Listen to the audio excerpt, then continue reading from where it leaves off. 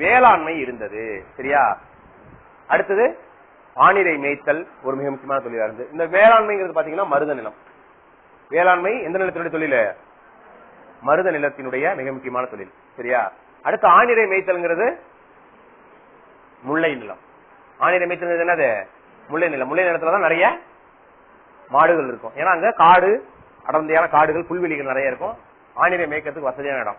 அதனாலதான் முல்லை நிலத்தினுடைய கடவுள் யாரு?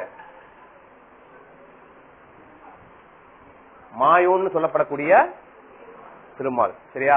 நீங்க பாருங்க, கிருஷ்ணர் திருமால் இருக்கிற பகுதியில் நிறைய மாடு இருக்கும். அங்கதான் ஒரு புல்லாங்குழல் வாசிட்டு மாடெல்லாம் டிஸ்டர்ப் பண்ணிட்டு இருப்பாரு. அடுத்து மீன் பிடித்தல் அப்படிங்கிறது எந்த ஏரியா? நெய்தல் நிலம். நெய்தல் நில பகுதி மக்களுடைய முக்கியமான தொழில் என்னது? மீன் பிடித்தல், உப்பு எடுக்கிறது. சரியா? ரெண்டுமே உப்பு வியாபாரம் ரெண்டுமே. அடுத்து வேட்டையாடுதுங்கிறது யாரோடது? குறிஞ்சி. குறிஞ்சி நிலத்துல இருக்கிறவங்களுடைய மிக முக்கியமான வேலை என்னது? அவங்களுக்கு ஏன்னா மலையில இருப்பாங்க, அவங்களுக்கு சோறு ரெண்டு வகையில தான். ஒண்ணு என்னது? வேட்டையாடுதல். இன்னொன்னு கிழங்கு அகழ்தல். என்னது? கிழங்கு அகழ்தல் அப்படின்னு தொழில். ஏன்னா கிழங்கெல்லாம் புரிஞ்சு சாப்பிடுறது, அவங்க அதான் சாப்பாடு. கிழங்கு, திணை, வரகு, சாமை சாப்பிடுறது. சரியா? ரைட். ஆக்சுவலா அந்த காலத்துல பாத்தீங்கன்னா அந்த குறிஞ்சி நில மக்களுக்கு நம்ம சொல்றோம்ல முருகன் வள்ளி கல்யாணம் நடந்தது. அந்த முருகன் வள்ளி கல்யாணம் நடந்த லவ் ஸ்டோரிக்கே காரணம் அந்த திணை வரகுதான். ஆக்சுவலா எப்படி முருகனுக்கு வள்ளிக்கு லவ் வந்தது வேல்பாரியில சொல்லுவாங்க. சரியா? அந்த காலத்துல பாத்தீங்கன்னா நைட்ல குறிஞ்சி நிலத்தினுடைய ஜெனரல் பகல்ல அவங்களுடைய வாழ்க்கையே இருக்காது. பகல்ல அவங்க ஜாலியா இருப்பாங்க. குறிஞ்சி நில மக்களினுடைய தொழிலே எப்ப நடக்கும்? நைட்ல தான் நடக்கும். ஆக்சுவலா பகல்ல நடக்கும்னா இந்த கிழங்கு அகழ்தல், திணை, வரகு, சாமை அறுவடை பண்றத பகல்ல செய்வாங்க. சரியா? அவங்களுக்கு அதை விட முக்கியமான வேலை என்னன்னா நைட்ல ரெண்டு வேலை. நைட்ல ஆண்கள் பெண்கள் ரெண்டு பேரும் குறிஞ்சி நிலத்துல பிஸியா இருப்பாங்க. ஏன்னா ஆண்கள் எங்க போயிருவாங்க? வேட்டையாடுறதுக்கு போயிடுவாங்க. பகல்ல வேட்டையாட முடியும், நைட்ல தான் எஃபிஷியன்டா வேட்டையாட முடியும். நைட்ல ஆண்கள் வேட்டையாடி போயிடுறதுனால பகல்ல அறுவடை செய்யப்பட்ட திணை, வரகு, சாமை போன்ற திணை வகைகள்லாம் இருக்குல்ல, இதை எல்லாத்தையும் அந்த குறிஞ்சி நில பகுதியில காட்டு பன்றிகளுடைய இது அதிகமா இருக்கும். சரிங்களா? சோ அந்த காலத்துல அந்த அறுவடை செய்யப்பட்ட வரகு, சாமை உட்பட திணை வகைகள் எல்லாத்தையும் ஒரு இடத்துல போட்டு என்னது ஹைட்டா ஒரு தட்டி மாதிரி கட்டி அது மேல ஏறி உக்காந்து அதை பாதுகாக்கிற ஒரு நடைமுறை இருந்தது. அதுக்கு பேர் என்னன்னா, நீங்க கேள்விப்பட்டிருப்பீங்க, திணைப்புலம் காத்தல். என்ன பேரு? சரி, திணைப்புலம். திணைப்புலம் காத்தல் அப்படின்னு எங்களுக்கு 3 மார்க் கொஸ்டின் இது. ஆக்சுவலா திணைப்புலம் காத்தல் அப்படின்னு ஒண்ணு இருக்கு. திணைப்புலம் காத்தல்னா அந்த அறுவடை செய்யப்பட்ட நிலமா இருந்தாலும் சரி, அறுவடை செய்யப்படாத நிலமா இருந்தாலும் சரி, விளைபொருளா இருந்தாலும் சரி, அதை அங்க இருக்கிற காட்டுப்பன்றி உட்பட, முயல் உட்பட, அணில் உட்பட இந்த எந்த விலங்கினங்களும் சேதப்படுத்திடாம பாதுகாக்க வேண்டிய பொறுப்பு திணைப்புலம் காத்தல் என்ற பொறுப்பு யாரோடுதுன்னா குறிஞ்சி நில பெண்களுடைய பணி. ஏன்னா ஆண்கள் என்ன போயிடுவாங்க? நைட்டு வேட்டையாடி போயிடுவாங்க. இந்த திணைப்புலம் காக்கிறதுக்காக தான் வள்ளி வருவாங்க. அப்பதான் இவர் ஐயா போய் என்ன பண்ணுவாரு? லவ் நடக்கும். இதுதான் actually original basic love story, Murugan Valli love story. இது குறிஞ்சி நிலத்தினுடைய ஆத்தென்டிசிட்டி. சரியா? ரைட். Okay, good. அடுத்தது இது இந்த தொழில்கள் எல்லாம் அந்த திணை அடிப்படையில் சங்க காலத்தில் இருந்த தொழில்கள். அடுத்து இந்த கைவினை தொழில் செய்வோர், தச்சர்கள், கொள்ளர்கள், பொற்கொள்ளர்கள், மண்பாண்டம் செய்வோர்லாம் எல்லா குறிப்பாக மருதம், முல்லை நில பகுதியில் இருந்த பொதுவான இருந்த மக்கள் எல்லாரும் செய்யற தொழில்கள். சரியா? ரைட். ஓகே. இது பாத்தீங்கன்னா இந்த கொள்ளர்கள் எல்லாம் இருக்காங்கல்ல, இவங்க எல்லாம் பாத்தீங்கன்னா கம்மாளர்கள் அப்படின்னு அழைக்கப்படுறாங்க. என்ன பேரு? கம்மாளர்கள் அப்படின்னு. சரியா? இவங்களுக்கு என்ன வேலைன்னா இரும்பெல்லாம் உருக்கி அடிச்சு கத்தி செய்யறது, ஈட்டி செய்யறது, வாள் செய்யறது, அப்புறம் கேடயம் செய்யறது, இது எல்லாம் செய்யற வேலை. அந்த தொழில் செஞ்சவங்க யாரு? கம்மாளர்கள். நீங்க இன்னைக்கும் பாத்தீங்கன்னா மதுரையில அந்த மீனாட்சி அம்மன் கோயிலை சுத்தி நிறைய நிறைய இந்த கம்மாள வீதியெல்லாம் இருக்கு. இன்னைக்கும் பேரே அது வேறு என்ன, அந்த வீதி பேர் என்னது? கம்மாள வீதி. அவங்க எல்லாம் காலகாலமா பாத்தீங்கன்னா அங்கிருந்த மன்னர்கள், குறுநில மன்னர்களுக்கு எல்லாம் ஈட்டி ஆயுதங்கள் செஞ்சு கொடுத்த பிரிவை சேர்ந்தவர்கள். எப்படி உப்பு விற்கிறவங்களை உமணர்கள்னும், துணி தேய்க்கிறவங்களை துண்ணக்காரர்கள்னும், சரியா நம்ம சொல்றோம், எண்ணெய் விற்கிறவங்களை ஓசுனர்கள் சொல்றோம். அது போல அந்த காலத்துல இரும்பிலான கருவிகளையும் பொருட்களையும் செய்த சமூகத்துக்கு என்ன பேரு? கம்மாளர்கள்னு பேரு. அதாவது தங்கத்தை தவிர்த்து மற்ற பொருளை உருக்கி பொருள் செய்யறவங்களுக்கு அந்த கொள்ளர்களுக்கு என்ன பேரு? கம்மாளர்கள். தங்கத்தை உருக்கி செய்யற வேலை செய்யறவங்களுக்கு பொற்கொள்ளர்கள். சரியா? சரியா? மண்பாண்டம் செய்வர்கள் யாரு? யாரு? குயவர்கள். சரியா? நானே சொன்னேன், குயவர்கள் சங்க காலத்துல மிக மிக அதிகமாக மதிக்கப்பட்ட சமூகம் யாரு? குயவர்கள் தான். பெரும்பாலும் இந்த குயவர்கள் தான் அந்த ஊர்ல வந்து பாத்தீங்கன்னா இந்த பிரைஸ் சொல்லுவாங்கல்ல. பிரைஸ்னா யாரு? பூசாரிகள், பெருந்தன பூசாரிகள் சொல்லுவாங்க. ஊர்ல பாத்தீங்கன்னா ஒரு பூசாரி இருப்பாரு, கோயில் பூசாரி. அவங்க காலகாலமா அந்த குடும்பம் தான் பூசாரி குடும்பமா இருக்கும். அவங்க தான் பாத்தீங்கன்னா பிரைஸ்ட். சரியா? அந்த பிரைஸ்ட்ங்கிற பூசாரி குடும்பங்கிறது அந்த காலத்துல பெரும்பாலும் யாரா இருப்பாங்க? குயவர்களா இருப்பாங்க. அந்த குயவர்கள் தான் ஊர்ல பெரிய மனுஷங்களா இருந்தாங்க அந்த காலகட்டத்துல. அதனாலதான் மன்னரே கூட அந்த குயவர்களை ரொம்ப மதிச்சு, நானே சொன்ன ஆரியப்படைக்கால நெஞ்சிலையும் கூட சொல்றாரு, அவர் அரசவைக்கு ஒரு குயவர் வராரு, அந்த பிரைஸ் வராரு, என்ன சொல்றாரு? களம் செய் கோவே அப்படின்னு நினைக்கிறாரு. களம் செய்யக்கூடிய கோனா யாரு? அரசன். ஒரு அரசன் சாதாரண ஒரு குயவனை பார்த்து என்னன்னு கூப்பிடுறாரு? களம் செய் கோவே, என் ஊர்ல என் மக்கள் எல்லாம் சாப்பிடறதுக்கு சட்டி செஞ்சு கொடுக்குற இறைவனே அப்படின்னு கூப்பிடுறாரு. உண்மையிலேயே அவ்வளவு தூரம் அது மதிக்கிறாரு. யாரு? அரசர். இவங்க எல்லாம் அந்த மாதிரி தொழில் செய்யறாங்க. அடுத்து விவசாயம் செய்வோரின் பகுதி நேர தொழிலாக என்ன இருந்திருக்கு அந்த காலத்துல? நெசவு தொழில் மிக முக்கியமான தொழிலாக இருந்திருக்கிறது. சரியா? ரைட். அடுத்து வேளாண்மை உற்பத்தி சங்க காலத்துல ஒரு முதன்மையான தொழிலா இருந்திருக்கு. சங்க காலத்துல என்னென்ன மாதிரியான பொருட்கள்லாம் விளைவிச்சிருக்காங்க? சங்க கால நிலப்பகுதிகள்ல நெல்லு, கரும்பு, சிறுதானியம் ஆகியவெல்லாம் பயிரிடப்பட்டன. சரியா? நெல்லிலேயே பல வகை நெல்கள் சங்க காலத்துல சாப்பிடப்பட்டிருக்கு, விளைவிக்கப்பட்டிருக்குன்னு சங்க இலக்கியம் சொல்லுது. என்னென்ன? செந்நெல், வெண்ணெல், ஐவன நெல் குறித்து சங்க இலக்கியங்கள்ல குறிப்பிடப்பட்டிருக்கு. சரியா? ரைட். ஓகே.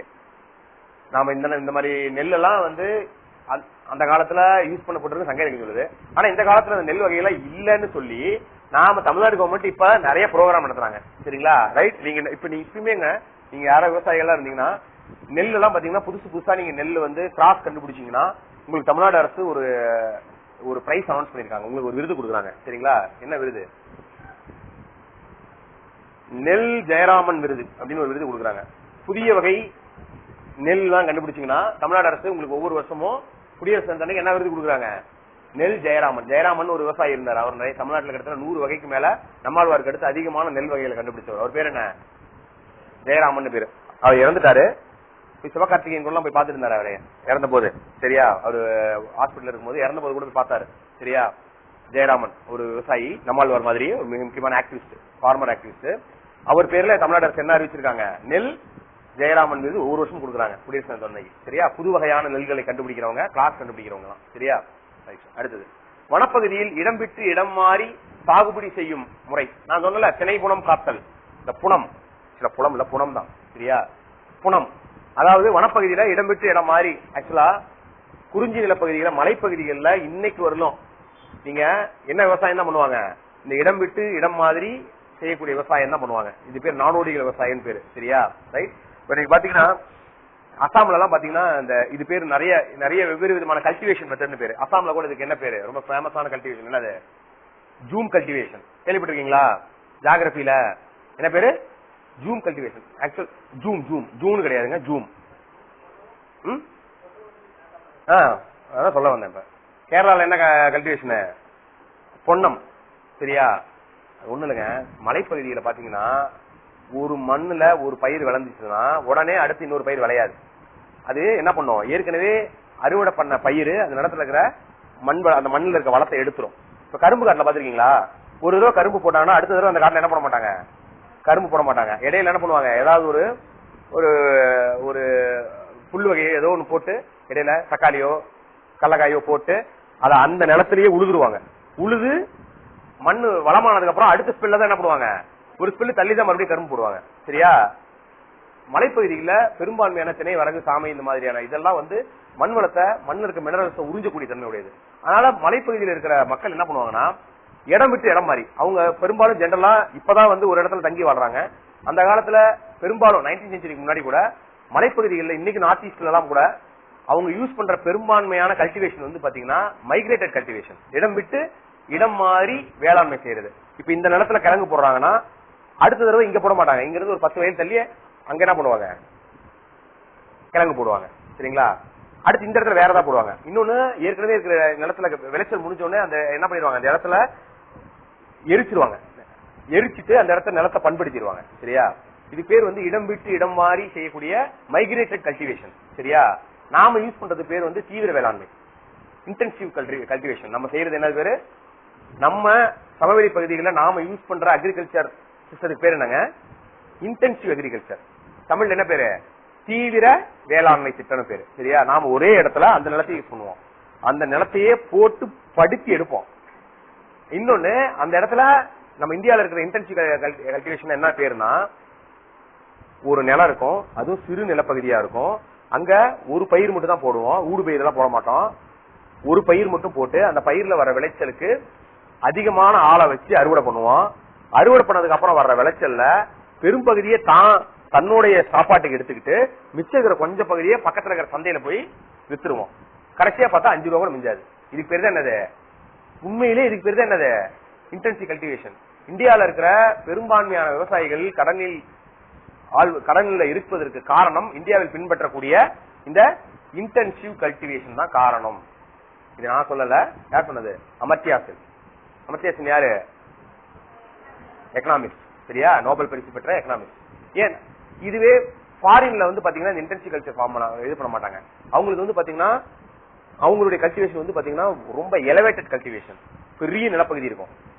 அந்த நிலப்பகுதியில பாத்தீங்கன்னா வெறும் கிராப் ப்ரொடக்ஷன் மட்டும் பண்ண மாட்டாங்க, பயிர் உற்பத்தி மட்டும் பண்ண மாட்டாங்க. அங்க அதே மாதிரி அப்படியே பயிர் உற்பத்தியா இருந்தாலும் பெரும்பாலும் பணப்பயிர்களா போடுவாங்க. சரிங்களா? பணப்பயிர் என்னது? வாழை, கரும்பு, நெல்லு, வாழை, கரும்பு அந்த மாதிரி போடுவாங்க. சரிங்களா? ரப்பரு, இந்த மாதிரி ஏதாவது பணப்பயிர்களா போடுவாங்க. முந்திரி இந்த மாதிரி போடுவாங்க. சரியா? போடுவாங்க. போடுறது மட்டும் இல்லாம அதே ஃபீல்டுக்குள்ளேயே ஆடு வளர்ப்பாங்க, மாடு வளர்ப்பாங்க, கேட்டல் வளர்ப்பாங்க, பன்னி வளர்ப்பாங்க. ஆக்சுவலா பன்னி வளர்க்கறதுங்கிறது இந்த பிக் கல்ச்சர் அப்படின்னு சொல்றோம்ல, இது ஃபாரின்ல மிக அதிக வருமானம் ஈட்டக்கூடிய சொல்லி. நம்ம ஊர்ல தான் பன்னி வளர்த்தோம்னா அது படிக்காதவங்க கொடுக்குற பட்ட பேரு. படிக்கலன்னா பன்னி மேய்க்கதான். ஃபாரின்ல மிகப்பெரிய வருமானம் என்னது? பன்னி மேய்க்கிறதா. ஏன்னா உலகத்திலேயே மிக அதிகமா சாப்பிடக்கூடிய மீட் எதுங்க தெரியுமா? உலகத்திலே மிக அதிகமா சாப்பிட இறைச்சி எது? நீங்க நினைக்கிறீங்க சிக்கன். எது கிடையாது. சிக்கன் கிடையாது, பீஃப் கிடையாது. எது? போர்க். உலகத்தில் மிக அதிகமான மக்கள், உலகத்தினுடைய மொத்த மக்கள் தொகையில் 40% சாப்பிடக்கூடிய அசைவம் எது? போர்க், பன்னி, வெள்ளை பண்ணி. சரியா? யூரோப்பியன் கண்ட்ரீஸ், அமெரிக்கன் கான்டினென்ட்ல முழுக்க முழுக்க போர்க்கு தான் சாப்பிடுவாங்க. சரிங்களா? ரைட். அப்படிங்கும் போது அங்க பண்ணி மேய்க்கிறது தான் மிக முக்கியமான வருமானம். சோ அவன் விவசாயத்தினுடைய, நம்ம ஊர்ல விவசாயம்னா கிராப் ப்ரொடக்ஷன், பயிர் உற்பத்தி மட்டும்தான் விவசாயம். ஆனா ஃபாரின் கல்ச்சர்ல விவசாயங்கிறது பயிர் உற்பத்தி, கால்நடை வளர்ப்பு, மீன் வளர்ப்பு, இதர எல்லாமே செய்வான் ஒரே ஒரு நிலப்பரப்புல. அதுலயும் கம்மியான ஆள் வச்சுப்பான், அதிகமான மெஷினரி யூஸ் பண்ணுவான் அறுவடைக்கு. புரியுதுங்களா? அதனாலதான் அவனுடைய விவசாயம் எப்படி இருக்கும்? லாபகரமானதா இருக்கும். நான் சொன்னது அவன் செய்யறது அப்படியே ஆப்போசிட்டா செய்வாங்க நம்ம ஆளுங்க. அவன் ஆள் அதிகமா வைப்பான், கம்மியா வைப்பான். நாம அதிகமான ஆளு. நம்ம மிஷின் அதிகமா யூஸ் பண்ணுவான், நம்ம கம்மியா. நம்ம ஆளு ஒரு 10 கிளவியை விட்டு நெல் எல்லாத்தையும் அறுத்து முடிச்சு அந்த கிளவிகளுக்கு ஒரு ஆளுக்கு 300 ரூபாய் கொடுத்தோம்னா 10 பேருக்கு 3000 ரூபாய். அதுக்கு 5 நிமிஷம் ஒரு இந்த நெல் அறுக்கிற மிஷின் விட்டோம்னா 10 நிமிஷம் அறுத்துட்டு போயிடும். சரிங்களா? ரைட். சோ நம்ம இதெல்லாம் யூஸ் பண்றோம். நாங்கெல்லாம் கூட கோகனட் ஹஸ்கர் அப்படின்னு ஒரு எங்க இதுக்கு ஒண்ணு வாங்கினாங்க. கோகனட் டி ஹஸ்கர் அப்படின்னு ஒரு மிஷின் வாங்கணும் எங்க சொசைட்டிக்கு. வனவாசியில சொசைட்டி இருக்கு. அதாவது நீங்க ஒரு 20-30 தேங்காய் ஒன்னா விட்டீங்கன்னு வச்சுங்களேன், அப்படியே பேக் சைடு ஓப்பன்ல இருக்கும். ஒரு 30 தேங்காய் ஒன்னா விட்டீங்கன்னா 3 செகண்ட்ல வெளியில என்ன ஆயிரும்? மட்டையெல்லாம் உரிச்சு வெளியே வந்துடும், நாரெல்லாம் உரிஞ்சு வெளியில வந்துடும். ஆனா நம்ம பயிர்களுக்கு இதெல்லாம் பிடிக்காது. இது என்ன முழுக்கட்டின்னு உரியுது அப்படிங்கிறாங்க. அத போய் ஒருத்தன் கொடுத்து ஒரு தேங்காய்க்கு 1 ரூபா வாங்கலாம். குச்சியில குத்தி எடுத்து பிரிச்சு அப்படி கொடுத்தாதான் அவங்களுக்கு வந்து திருப்தியா இருக்கும். கோகனட் டீஹஸ்கர் வருது. இன்னொன்னு நாங்க வச்சிருக்கோம் தெர்மல் டீஹஸ்கர். நீங்க இந்த மட்டையெல்லாம் இருக்குல்ல சொசைட்டில யூஸ் பண்றோம். நீங்க இந்த வேஸ்ட் மட்டை, தென்னை மட்டையெல்லாம் யூஸ் பண்ணதுக்கு அப்புறம் யூஸ் பண்றது நீங்க அப்படியே அந்த மிஷினுக்குள்ள விட்டீங்க தூளாட்டம் வந்துடும் வெளியில. 2 நிமிஷத்துல எடுத்து உரத்துக்கு யூஸ் பண்ணிக்கலாம். சரியா? அதுக்கெல்லாம் பாத்தீங்கன்னா நம்மளால வச்சு அறுத்து பொடி பொடியாகி இதெல்லாம் என்னைக்கு நடக்கிறது. சோ இந்த மாதிரி அட்வான்ஸ் மிஷினரிஸ் எல்லாம் எங்க யூஸ் பண்ணுவான்? ஃபாரின்ல யூஸ் பண்ணுவான். நம்மளுங்க இன்னும் அதை யூஸ் பண்றது இல்ல, லாபகரமான தொழிலா மாத்துறது இல்ல. இதெல்லாம் ஒரு காரணம். சரியா? சோ இந்ததான் அந்த ஜூம் கல்டிவேஷன் நம்ம உதாரணம் சொல்றோம். ரொம்ப ஃபேமஸ், பழைய கேள்வி எல்லா எக்ஸாம்லயும் வரும். அசாம்ல இடம் விட்டு இடம் மாதிரி செய்யக்கூடிய வேளாண்மை முறைக்கு என்ன பேரு? ஜூம். அதே ஜூம் கல்டிவேஷன் கேரளால இருக்கிற இடம் விட்டு இடம் மாதிரி செய்யக்கூடிய விவசாய முறைக்கு என்ன பேரு? கேரளால இருக்கிறது இது எங்க? கேரளா. இது அசாம். இது பேரு பொன்னம்னு பேரு. இது புக்ல இருக்கு உங்களுக்கு. சரியா? சரி. அதே மாதிரி கால்நடை வளர்ப்பு சங்க காலத்துல என்னென்ன நம்ம ஆளுங்க வளர்த்திருக்காங்க? பசு, எருமை, காளை, வெள்ளாடு, செம்மறியாடு இன்னைக்கு வளர்க்குறோம். சரியா? ரைட். சோ நம்ம இந்த நெல் எல்லாம் யூஸ் பண்ணதுக்கான உதாரணங்கள் தான் என்னது? இன்னைக்கும் ஆதிச்சநல்லூர் பொருந்தல் அகழ்வாய்வுல என்ன கிடைச்சிருக்கு? தாலியில நெல் உமியோட கிடைச்சிருக்கு. சரியா? Right, good. ஓகே. அடுத்து இன்னொரு மிக முக்கியமான தொழில் வேளாண்மைக்கு அடுத்தது என்ன? இரண்டாவது மண்பாண்டம் செய்தல். ஓகே. மண்பாண்டம் கரிய நிலத்துல செய்யப்பட்டிருக்கு. அதே மாதிரி செந்நிற வண்ணம் பூசிய வெள்ளைக்கோடுகள் வரையப்பட்ட மண்பாண்டங்கள் செஞ்சிருக்காங்க. ரொம்ப பிரசித்தி பெற்ற மண்பாண்டம் என்னது? கருப்பு சிவப்பு நிறத்துல. ஏன்னா இந்தியாலேயே இண்டஸ் வேலி சிவிலைசேஷன் ஹரப்பன் கல்ச்சருக்கு அப்புறம் கருப்பு வெள்ளை பூசப்பட்ட நிறம் பூசப்பட்ட மண்பாண்ட ஓடுகள் எங்கதான் கிடைக்குது? தமிழ்நாட்டுல தான் கிடைக்குது. சரியா? ரைட். ஓகே. அடுத்து மூணாவதா சங்க காலத்துல ஒரு மிக பிரசித்தி பெற்ற தொழிலா என்ன இருந்திருக்கு? இரும்பு உருக்கும் தொழில் இருந்திருக்கு. இரும்பு ஆக்சுவலா சவுத் இந்தியாவில மட்டும்தாங்க அந்த கிமு 3 to கிபி 3ஆம் நூற்றாண்டுல பயன்படுத்தப்பட்டிருக்கு. அதனாலதான் தமிழ்நாடு முதலமைச்சர் கூட இந்த இரும்பு பத்தி, தமிழ்நாட்டுல இரும்பினுடைய நாலேஜ் பத்தி ஒரு பெரிய அவேர்னஸ் இருக்கணும், மக்களுக்கு கிரியேட் பண்ணுங்கிறதுனாலதான் தமிழ்நாட்டுல இந்த இரும்பு காலத்தினுடைய அகழ்வாய்வுகள்லாம் நிறைய. மயிலாடும் பாறை இரும்பு பத்தியான அகழ்வாய்வு எங்க நடந்துட்டு இருக்கு? போன கிளாஸ் சொன்னோம். எங்க? மயிலாடும் பாறைங்கிறது என்ன மாவட்டத்துல இருக்கு? கிருஷ்ணகிரி மாவட்டத்துல இருக்கு. சரியா? அங்கதான் நம்ம இரும்பு 3000 வருஷத்துக்கு முன்னாடி இரும்பு தொழில்நுட்பங்கள் தான் நிறைய தமிழர்களால் பயன்படுத்தப்பட்டு இருக்குன்னு ஒரு நூல் கூட வெளியிட்டாரு சமீபத்தில். என்னது? இரும்பின் தொன்மை. Very good. புக்கு பேர் என்னது? நான் இதோட 3வது எழுதுறேன். இந்த கேள்வி வரும்னு எதிர்பார்க்கிறேன். பார்க்கலாம். இரும்பின் தொன்மை. தமிழக அரசால் சமீபத்தில் தமிழகத்தில் இரும்பு காலத்தினுடைய சிறப்பு குறித்து வெளியிடப்பட்ட நூல் என்னது? இரும்பின் தொன்மை. முதலமைச்சரே வெளியிட்ட நூல். சரியா? பல இடங்கள்ல தமிழ்நாட்டுல இரும்பு உருக்கு ஆலைகள் இருந்திருக்கிறது. அது கொள்ளுலைகள், உருக்கு உலைகள் என வெவ்வேறு விதமான உலைகள் தமிழ்நாட்டுல அந்த காலத்துல இருந்திருக்கு. அதை வச்சு என்னெல்லாம் செஞ்சிருக்காங்க? விவசாயத்துக்கான உழுகருவிகள் செஞ்சிருக்காங்க. அப்புறம் போருக்கு தேவையான வாளு, ஈட்டி, கத்தி போன்ற படைக்கருவிகளும் செஞ்சிருக்காங்க. எங்க? இரும்பு உருக்காலைகள்ல. சரியா? சங்க காலத்தில் இரும்பு உருக்காலைகள் இருந்த இடங்கள் எங்கெங்க? குட்டூர் மற்றும் கொடுமணல். 2 ஊர்லயும் பாத்துங்க, நோட் பண்ணிக்க, ரொம்ப முக்கியம். சங்க காலத்துல இரும்பு உருக்காலைகள் இருந்த ஊர் எது? குட்டூர். குட்டூருங்கிற ஊரும் அப்புறம் கொடுமணல். சரியா? ரைட். குட். ஓகே. பாருங்க, மணிமேகலையில ஒரு குறிப்பு இருக்கு. கைவினைஞர்கள், மாலவ உலோக பணியாளர்கள், மராத்திய எந்திர பொறியாளர்கள் போன்றோர் தமிழக கைவினைகளோடு கூட்டுறவு முறையில் இணைந்து பணியாற்றினாங்கன்னு மணிமேகலையில குறிப்பு இருக்கு. சரியா? மாலவங்கிறது பாத்தீங்கன்னா இன்றைய ஜார்க்கண்ட், சத்தீஸ்கர் பகுதி இருக்குல்ல, அது பேர் தான் அது மாலவ பீடபூமி நம்ம சொல்றோம், மாலவம் அப்படின்னு. அந்த மாலவம் சைட்ல இருந்து வந்த உலோக பணியாளர்கள் அவங்களும், மராத்திய சைட்ல இருந்து வந்த எந்திர பொறியாளர்களும் தமிழ்நாட்டில் இருக்கிற கைவினை கலைஞர்கள் கூட சேர்ந்து இரும்பு உட்பட பல பொருட்கள் எல்லாம் செஞ்சிருக்காங்க. குறிப்பு எதுல இருக்கு? மணிமேகலையில் இருக்கு. சரியா? Okay, good. சோ அடுத்து 4வது சங்க காலத்துல பொருளீட்டுதல்ல ரொம்ப ரொம்ப முக்கியமானது என்னது? வணிகம். சரியா? ரைட். மக்கள் உள்ளூர்லயும் வணிகம் செஞ்சிருக்காங்க, வெளிநாட்டிலயும் போய் வணிகம் செஞ்சிருக்காங்க. சரியா? வணிகங்கிறது பாத்தீங்கன்னா வெவ்வேறு விதத்துல நடந்திருக்கு. சரியா? ஆமாங்க, நம்ம பாட்டே சொல்றதுல அவையார் என்ன சொல்லிருக்காங்க? திரைக்கடல் ஓடியும் திரவியம் தேடு. திரவியம்னா என்னது? செல்வம், பணம். கடலை கலந்தாது போய் என்ன பண்ண? பணம் சேர்த்துட்டு வா அப்படின்னு சொல்றாங்க. சரியா? அந்த காலத்துல வணிகங்கிறது உள்ளூர்லயும் வணிகம் நடந்திருக்கு, வெளிநாட்டிலையும் வணிகம் நடந்திருக்கு. சங்க காலத்தினுடைய மிக சிறப்பான விஷயமே என்னது? வணிகம் தான். சரியா? ரைட். சரி. உள்ளூர், உள்நாடு, வெளிநாடு என 3 நிலைகளில் சங்க காலத்துல வணிகம் நடைபெற்றிருக்கிறது. தமிழ் மக்கள் சிறந்த கடலோடிகளாக இருந்திருக்கிறார்கள். ஆமாங்க, உண்மையிலே நம்ம தமிழர்கள்னு நம்ம நிறைய பெருமையில சொல்லணும்னா, நம்மளுடைய மிக முக்கியமான பெருமைங்கிறது என்னன்னா கடலை பத்தியான நாலேஜ். எனக்கு தெரிஞ்சு இந்திய நிலப்பரப்புல உலகத்தில் இருக்கிற கடலை பத்தியான மிகச்சிறந்த நாலேஜ் பெற்ற பூர்வ குடிகள்லாம் அது யாரு?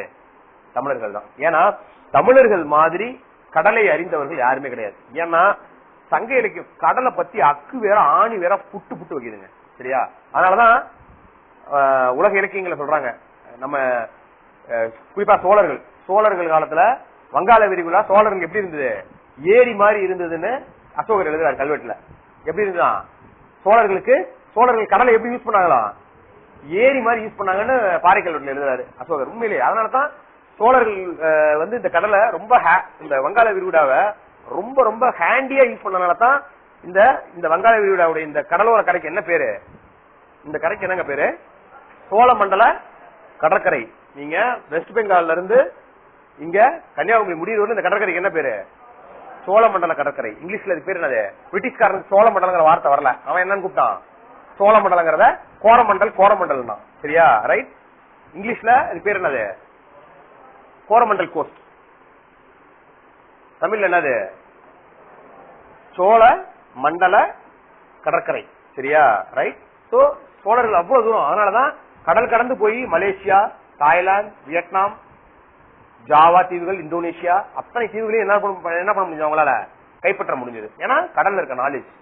யூஸ் பாருங்க, இன்னைக்கு கூட நமக்கு கடலை பத்தி ஒண்ணும் தெரியாது. கொஞ்சம் வர 10 நிமிஷம் உள்ள போனோமா பயம் வந்துடும். ஆனா எந்தவித சயின்டிபிக் நாலேஜ் இல்ல. இந்த காலத்துல கடலை பத்தி அவ்வளவு ஆய்வுகள் இருக்கு, அவ்வளவு தொழில்நுட்ப கருவிகள் இருக்கு, அவ்வளவு ஆக்சிஜன் சிலிண்டர்ஸ் யூஸ் பண்றாங்க. ஆனா எதுவுமே இல்லாம அந்த காலத்துல வெறும் படகை மட்டும் வச்சுக்கிட்டு அவ்வளவு கண்ணுக்கு தெரிகிறவர்களும் வெறும் தண்ணியா இருக்கிற கடலுக்குள்ள தைரியமா காலை வைக்கிறதுக்கு எவ்வளவு நாலேஜ் இருந்திருக்கணும். யோசிச்சு பாருங்க, ஒரு நிமிஷம் அந்த இடத்துல இருந்து யோசிச்சு பாருங்க. நம்ம போய் நம்ம விட்டோம்னா அந்த படகிட்ட போசனா கூட போக மாட்டோம். இதெல்லாம் நீச்சல் தெரிஞ்சாலும் கூட யோசிச்சு பாருங்க. ஆனா அவ்வளவு பெரிய கடல், அதுக்குள்ள என்ன இருக்குன்னு தெரியாது. அது முழுகணுமா என்ன ஆகும். ஆனா அவ்வளவு நாலேஜ் அந்த கடலை பத்தி. யோசிச்சு பாருங்க, கடலை பத்தி ஒரு 15 வார்த்தை இருக்கும். நீங்க தமிழ் புக்ல படிச்சிருப்பீங்க. கடலை பத்தி ஒரு 10 வார்த்தை இருக்கு, 15 வார்த்தை சங்க இலக்கியத்துல. அந்த படகை பத்தி 10 வார்த்தை இருக்கு. அந்த அளவுக்கு கடலோடிகளாக தமிழர்கள் இருந்திருக்காங்க. சரியா? கடற்கரையோரம் பொருட்களை பாதுகாப்பாக வைப்பதற்கு அந்த காலத்திலேயே ஒவ்வொரு கடற்கரை ஓரத்தையும் கிடங்குகள், குடோன்ஸ் இருந்திருக்கு. சரியா? ரைட். முக்கிய துறைமுகங்களில் கலங்கரை இலங்கு சுடர்கள், இன்னைக்கு சொல்றோம்ல லைட் ஹவுஸ், அதுக்கு பேர் என்னது? கலங்கரை இலங்கு சுடர்.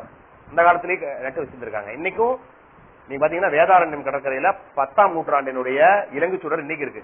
ராஜராஜ சோழன் காலத்துல நீங்க பொன்னியின் செல்வன் படத்துல கூட வரும். நீங்க இன்னைக்கு போனீங்கன்னா கோடியக்கரை பக்கத்துல அதை பார்க்கலாம். 10ஆம் நூற்றாண்டுல கட்டினது லைட் ஹவுஸ். சரியா? ரைட். பண்டமாற்று முறை பரவலாக வழக்கத்தில் இருந்தது. ஆமா, அந்த காலத்துல. சரிங்களா? ரைட். சேர, சோழ, பாண்டிய மற்றும் மலையமான் நாணயங்கள் தமிழ்நாட்டுல எல்லா பக்கமும் கிடைச்சிருக்கு. ஏன்னா வணிகத்தின் போது யூஸ் பண்ணிருக்காங்க நாணயங்களை. சரியா? எருது பூட்டிய வண்டிகளும் விலங்குகளும் சரக்கு போக்குவரத்திற்கு பயன்படுத்தப்பட்டன. ஒரு இடத்துல இந்த இடத்துக்கு, உதாரணத்துக்கு நெய்தல் நிலத்துல இருந்து மீனும் உப்பும் எங்க கொண்டு போவாங்க? மருத நிலத்துக்கு கொண்டு போறாங்கன்னா எதுல கொண்டு போவாங்க? எருது பூட்டிய வண்டிகள், விலங்குகள். இந்த வண்டிகளுக்கு என்ன பேருன்னா ஆக்சுவலா சாத்து வண்டிகள். என்ன பேரு? ஆமாங்க, சாத்து வண்டிகள். சாத்து வண்டியில வணிகம் செஞ்சதுனாலதான் அந்த காலத்துல வணிகர்களுக்கு என்ன பேரு? சாத்தர்கள், சாத்தன் அப்படின்னு பேரு. வணிக சாத்தன் அப்படின்னு சொல்லுவாங்க. சாத்தன், சாத்தன்னா யாரு? வியாபாரின்னு அர்த்தம். சரிங்களா? ரைட். சாத்தன், சாதுவன், ரெண்டு பேருமே என்னது? வியாபாரிக்கு இருந்த பேரு. இதெல்லாம் ஞாபகம் வச்சுக்கோங்க. ரைட். அதனாலதான் நாமளே சொல்றோம் என்னது? சிவக் சிந்தாமணி எழுதுனது யாரு? சீத்தலை சாத்தனார். அவர் யாரு ஆக்சுவலா?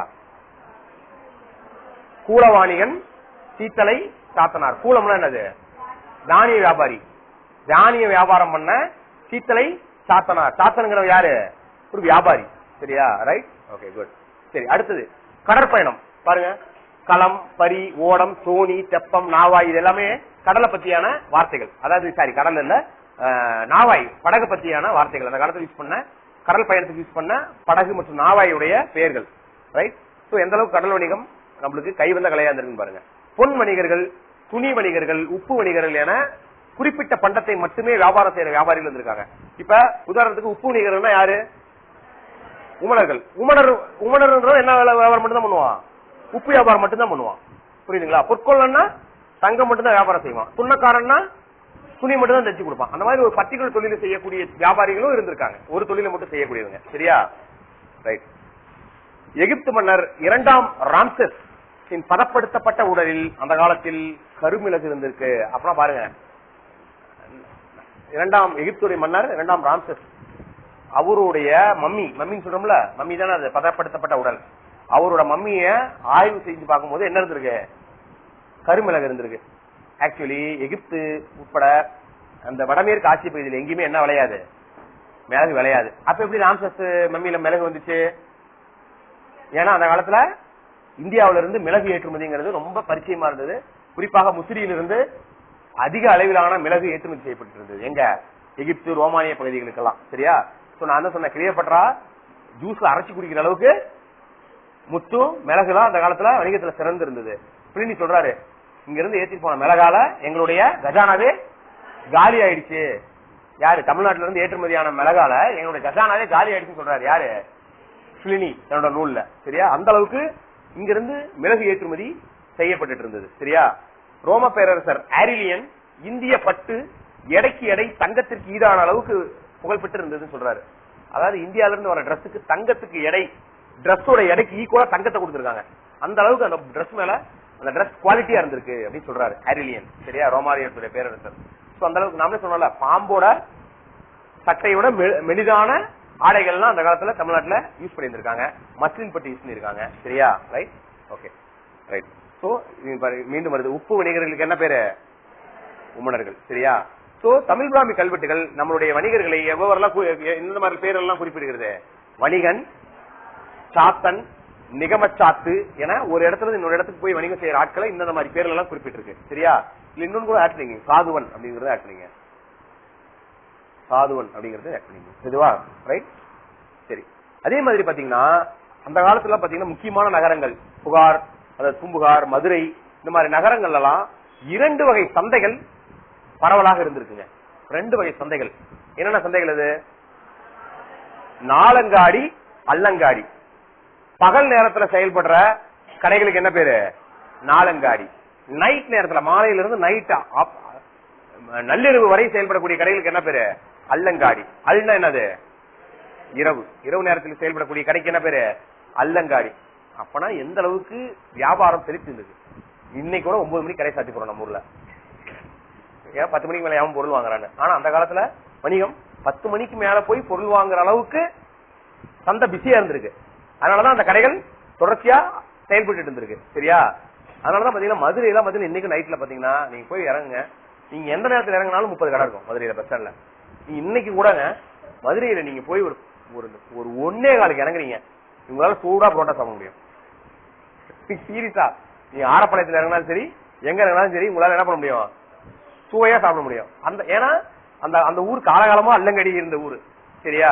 ரைட். இன்னைக்கு அந்த கல்ச்சர் இருக்கு நம்மளுக்கு. அதனாலதான் நைட்ல சாப்பிடறோமான்னு தெரியல. இப்ப ஒரு கல்ச்சர் இருக்குல்ல, என்னது என்ன சொல்றாங்க, mid night biryani. Mid night biryani சாப்பிடுறது ஒரு சிஸ்டம் இருக்கு. பிரியாணி சாப்பிட்டு ஹாய் ஃப்ரெண்ட்ஸ் அப்படின்னு என்ன பண்றாங்க, இன்ஸ்டாகிராம்ல ரீல்ஸ் எடுத்து போடுறாங்க. அந்த காலத்திலேயே என்ன பண்ணிருக்காங்க, அல்லங்காடியில பொருள்லாம் வச்சிருக்காங்க. சரியா? ரைட். சோ உள்நாட்டு வணிகம் மாதிரியே அந்த காலத்திலயும் வெளிநாட்டு வணிகம் சிறப்பாக இருந்திருக்கிறது. சரியா? மக்கள் எங்கெங்கெல்லாம் வணிகம் செஞ்சிருக்காங்க நம்ம போன கிளாஸ்லயே பார்த்தோம். எங்கெங்கெல்லாம் வணிகம் செஞ்சிருந்தாங்க அப்படின்லாம் பார்த்தோம். நம்மளே பார்த்தோம்ல. 7.5 கிலோ மிளகு எங்க இருந்துச்சு, அதையே சார் ஞாபகப்படுத்துறீங்க. 7.5 கிலோ மிளகு இருந்த பானை ஒரு இடத்துல கிடைச்சிருக்குன்னு சொன்னாங்க. எங்க அது? யார சொல்லுங்க. கரெக்டா? பெர்னிக்கேவா கோர்ரோடியா? பெர்னிக்கே. சரியா? சரி. ஒரு இடத்துல ஒரு தங்கம் உரையிற உரைகள் இருந்தது. அது யாரோட பேர் இருந்தது? Very good. அதுக்கு என்ன பேரு? அந்த கல் பேரு பெரும்பத்தன் கல். என்ன பேரு? பெரும்பத்தன் கல். சரியா? சரி. முசிறியில் இருந்த ஒரு வியாபாரிக்கும், சரியா, ரோமானிய வியாபாரிக்கும் இடையில ஒரு அக்ரிமெண்ட் போட்டிருந்தாங்க, வியாபார சம்பந்தமான ஒரு அக்ரிமெண்ட். அந்த அக்ரிமெண்ட்டுக்கு பேர் என்ன? ஆக்சுவலா என்ன பேரு? வியன்னா பேப்பரஸ். ஓகேவா? என்ன பேரு? வியன்னா பேப்பரஸ். சரி, ஓகே. அந்த காலத்திலேயே ரோம்ல இருந்து, கிரேக்க பகுதியில இருந்து தமிழ்நாட்டுக்கு வியாபாரம் நடந்தது கடல் வழியில அப்படின்னு அந்த நாட்டுல யூஸ் பண்ண ஒரு லேண்ட் மேப்ல குறிப்புகள் இருந்திருக்கு. அந்த லேண்ட் மேப்ல தமிழ்நாட்டில் இருக்கிற துறைமுகங்கள் இடம்பெற்றிருக்கு. அந்த ரோமானிய கிரேக்க மேப் பேர் என்ன? அதுல அது ஒரு நிலை வரைபடம். அந்த நிலை வரைபடத்துல அந்த நாட்டுக்கும் எந்தெந்த நாடுகள் இருக்க துறைமுகங்கள் எல்லாம் வியாபாரம் நடந்துச்சுங்கிற குறிப்புகள் இருக்கு. அது தமிழ்நாட்டை சேர்ந்த துறைமுகங்கள் முசிறி, பூம்புகார்லாம் இருக்கு. வெரி பிளஸ் கிடையாது, மறந்துட்டீங்க. இன்னொரு டெஸ்ட் வைக்க மாட்டாங்க உங்களுக்கு.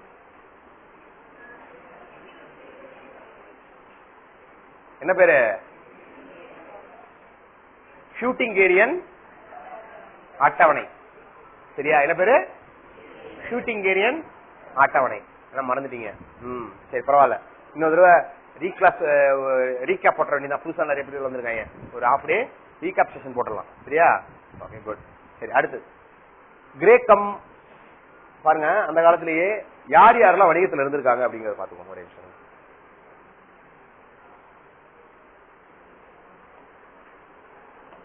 சரி, கிரேக்க, ரோமானிய, மேற்காசிய மக்கள், இவங்களுக்கு எல்லாம் அந்த காலத்துல என்ன பேரு? இது நல்லா வச்சுக்கோங்க. இந்த பேர் நிறைய இடத்துல நீங்க படிப்பீங்க. அந்த காலத்துல கிரேக்க நாடு, ரோமானிய நாடு, மேற்காட்சி பகுதியிலிருந்து நம்ம நாட்டுக்கு வந்து வணிகம் செஞ்சவங்களுக்கு என்ன பேர் கொடுத்தோம் டைட்டில் நேம்? யவனர்கள். சரியா? அவங்களுக்கு ஏன் யவனர்கள்னா அவங்க ஜெனரலா எந்த பகுதியிலிருந்து வந்தவங்க நம்பப்படுறாங்க? அந்த கிரேக்க ரோமானிய மேற்காசிய பகுதிகளுக்கு ஜெனரலா அந்த காலத்துல நம்ம வச்சிருந்த பேர் என்னன்னா அயோனியா. அந்த அயோனியாங்கிற கிரேக்க ரோமானிய பகுதியிலிருந்து இங்க வந்து வியாபாரம் செஞ்சவங்கள அயோனியா அயோனியான்னு கூப்பிடுறது நம்ம ஆளுங்களுக்கு வரல. அந்த அயோனியாங்கிறது நம்ம எப்படி கூப்பிட்டோம்? யவனர்கள் அப்படின்னு நம்ம கூப்பிட்டோம். சரியா? நம்ம இலக்கியங்கள்ல சங்க இலக்கியங்கள்ல நிறைய இடத்துல இந்த வெளிநாட்டு வியாபாரிகளை நம்ம ஜெனரலைஸ் பண்ணி எப்படி கூப்பிடுறோம்? யவனர்கள், யவனா அப்படின்னு நம்ம சொல்றோம். சரியா? இந்த யவனர்கள் யோசிச்சு பாருங்க, நாம இன்னைக்கே ஒரு வெளிநாட்டுக்காரன் நம்ம கிட்ட வந்து வியாபாரம் பண்ணானா அவனை எப்படி நம்மளுக்கே ஒரு குற்றம் வச்சிருக்கோம், நாமளே ஒரு இன்ஃபீரியரா தான் ஃபீல் பண்ணுவோம். எப்படி? அவன் ஒரு ஃபாரினர், அவன் வந்து வியாபாரம் பண்ணோம்னா அவன் நம்மளை விட குறைஞ்சபட்சம் ஒரு நாலேஜபிளா இருப்பான்னு நமக்கு ஒரு இன்ஃபீரியாரிட்டி இருக்கலாம். அவனை ரொம்ப ரெஸ்பெக்ட்ஃபுல்லா டீல் பண்ணுவோம். கரெக்டா இல்லையா? இப்போ ஃபாரின்காரன் உங்களோட ஒரு டீல் பண்றானா நீ என்ன எப்படி பண்ணுவீங்க? அவனை முடிஞ்ச அளவுக்கு அவன் சொல்றதுக்கு நம்ம கட்டுப்பட்டு போவோம். அப்படிதான் இருப்போம் ஜென்ரலா, அப்படிதான் இருக்கும். புரியுதா? ஒரு உதாரணங்க, ஒரு கம்பெனி டொயோட்டோ கார் கம்பெனி வரான், நம்மளோட ஒரு டீல் வைக்கலாம் தமிழ்நாடு அரசு கூட. அவன் சொல்ற கண்டிஷனுக்கு நாம வருமா? நம்ம சொல்ற கண்டிஷன் அவன் வருவானா? தேவை அவனுக்கு கிடையாது, நமக்கு தான் தேவை. அவன் டொயோட்டா கம்பெனியோட ஆலையை எங்க வைக்கணும்? தமிழ்நாட்டில் இருக்கு. நம்ம தான் அவன்கிட்ட கேட்கணும்.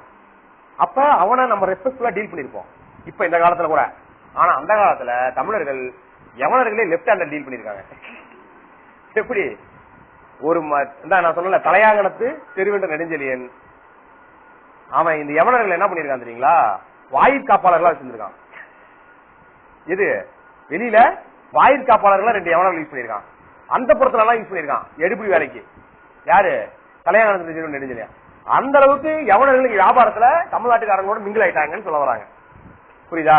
Right, okay. கிமு 3ஆம் நூற்றாண்டில் கிரேக்கர்கள் முதலில் தமிழகத்தில் வணிகம் செய்தார்கள். கிரேக்கம், ரோம், எகிப்து, சீனா, தென்கிழக்காசியா, இலங்கை போன்ற பகுதிகளில் போன்ற மக்களுடன் தமிழர்கள் வணிகம் செய்தாங்க. எங்கெங்க? கிரேக்கர்கள் கூட வணிகம் செஞ்சிருக்காங்க, ரோம் பகுதி மக்களோட வணிகம் செஞ்சிருக்கோம், எகிப்து, சீனா, தென்கிழக்காசியா. எது தென்கிழக்காசியா? என்ன? Indonesia, Vietnam. புரியுதா? இதெல்லாம் தான் என்னது தென்கிழக்காசியா. தாய்லாந்து இந்த பகுதிகளோட நம்ம வணிகம் செஞ்சிருக்கோம். அடுத்து ஸ்ரீலங்கா கூட வணிகம் செஞ்சிருக்கோம். சரியா? ரைட். அடுத்தது ரோமானிய கப்பல்கள் பருவக்காற்று வீசும் சமயத்தில் மேலை கடலான அரபிக்கடலை கடந்து எங்க வந்து சேர்ந்தது? எங்க வந்து சேர்ந்தது? தமிழ்நாட்டை வந்து சேர்ந்தது. சரியா? ரைட். நம்ம சொல்றோம் அந்த அரபிக்கடல் பகுதி. சரியா? ரைட். நம்ம இது அரபிக்கடல், இந்த பகுதியிலிருந்து நம்மளே தெரியும் பாத்தீங்கன்னா இதுதான் அந்த இது. சரியா? கல்ஃப். இந்த கல்ஃப் பகுதியிலிருந்து என்ன வந்திருக்கு? இங்கதான் அரபிக்கடலை கடந்து பருவக்காட்டுல எங்க வராங்க? அரபிக்கடலை வந்து சேர்றாங்க. சரிங்களா? ரைட். சோ அந்த காலத்துல வணிகத்தை பொறுத்தவரையிலும் இந்தியாவினுடைய முதல் பேரங்காடியாக எது செயல்பட்டு இருக்கு? இந்தியாவுடைய முதல் பேரங்காடி எது? போயிட்டு இதோட முடிச்சிடலாம். இந்தியாவுடைய முதல் பேரங்காடி எது கன்சிடர் பண்ணப்படுகிறது? முசிறி. இது வெரி வெரி வெரி வெரி இம்பார்ட்டன்ட்ங்க. இந்த முசிறி இந்தியாவுடைய முதல் பேரங்காடின்னு பிளினியால் குறிப்பிடப்படும் துறைமுகம் கேட்பாங்க. இது முசிறி. சரியா? ரைட்.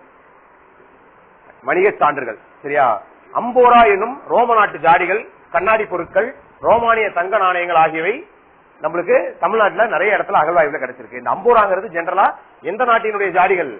ரோம்ல இருந்து இங்க வணிகத்தின் போது பயன்படுத்தப்பட்ட ஜாடிகளுக்கு என்ன பேரு? அம்போரா. என்ன பேரு? அம்போரா. இந்த அம்போரா அடிக்கடி நம்ம தமிழ்நாட்டுல எங்க அதிகமா கிடைச்சிருக்குன்னா எங்க? அரிக்கமேட்ல கிடைச்சிருக்கு இந்த அம்போரா ஜாடிகள். அதே மாதிரி தமிழ்நாட்டுல இந்த ரோமானிய நாணயங்கள் அதிகமா எங்க கிடைச்சிருக்குன்னா 2 இடம். ஒன்னு கோவை, இன்னொன்னு அரிக்கமேடு. அரிக்கமேடு எங்க இருக்கு? பாண்டிச்சேரி, புதுச்சேரியில இருக்கு. சரியா?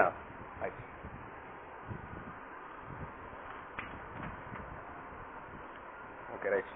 சரி, நெக்ஸ்ட் கிளாஸ்ல ரிமைனிங் இது பார்க்கலாம். இன்னைக்கு இதோட முடிச்சுக்கலாம். சரியா? ரைட். இன்னைக்கு நடத்த ரீகால் பண்ணிட்டு வாங்க. சரியா? ரைட். புரியுதா? உங்களுக்கு புரிஞ்சுதா? ஒண்ணும் இல்ல, இதை நீங்க ஃபாலோ பண்ணி படிச்சீங்கன்னா போதும். புக்கை படிச்ச மாதிரி. சரியா? இதை படிச்சீங்கன்னா நீங்க புக்கே படிக்க தேவையில்ல, இதை மட்டும் நல்லா படிச்சு ரிவைஸ் பண்ணுங்க போதும். சரியா?